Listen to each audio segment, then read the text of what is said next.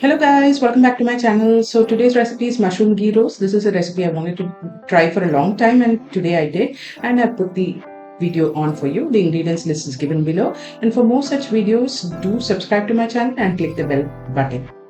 So let's jump right in.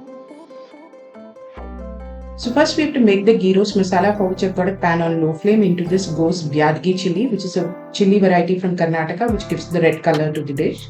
So make sure you use this. Along with this, we'll also be adding some regular dry red chilies. Now we'll just dry roast this in the pan until it's nice and crispy, and then remove it and keep it aside.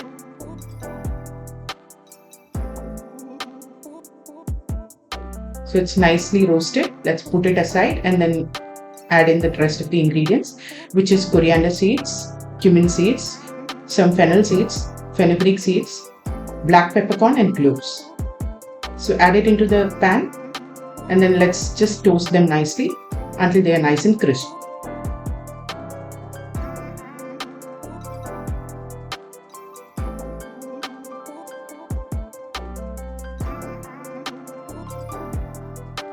Make sure the pan is on low flame and we don't want to burn any of this. Now I've added the roasted ingredients to the mixie jar, and into this we'll add a few more other ingredients like garlic, ginger and a little bit of tamarind.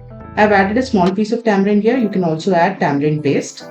Now we're going to make a smooth paste of this, adding half cup of water to it. So the paste is ready. I've added half cup of water and ground it into a smooth paste. Into this we'll add turmeric and salt to taste, as well as curd.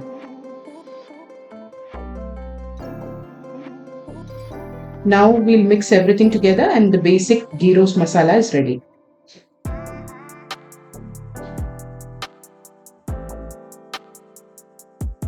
So mix everything together nicely.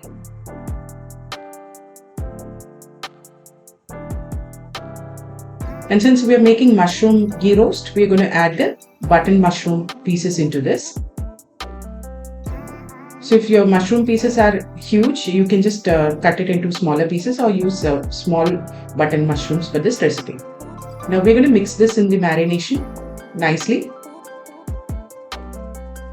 and then keep it aside for a few minutes. Now I've heated some ghee in a pan on medium high. Into this goes finely chopped onions. Saute this nicely until it turns translucent.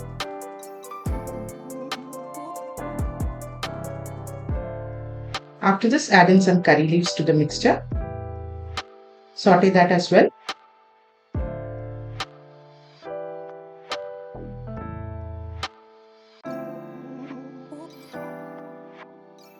Once everything's nicely sauteed, it's time to add in the mushrooms which we had put in the ghee roast masala.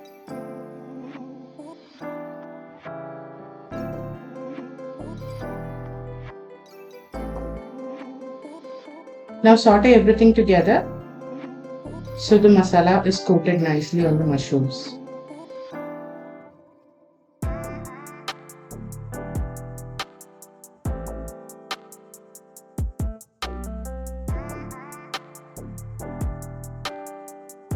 I've added a little bit of water to the mixture and we are going to cook it nicely.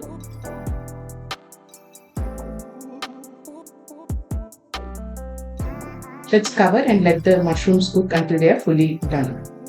I'm going to put this on medium-low heat.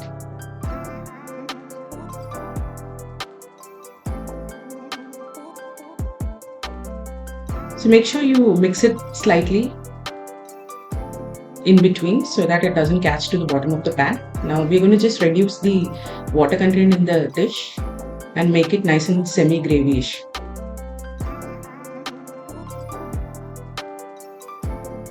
So you can see it's reduced nicely. It's almost ready. At this stage, we'll add a little bit of jaggery powder to this to just neutralize all the flavors. That's the tanginess of the tamarind and curd. Mix this as well nicely.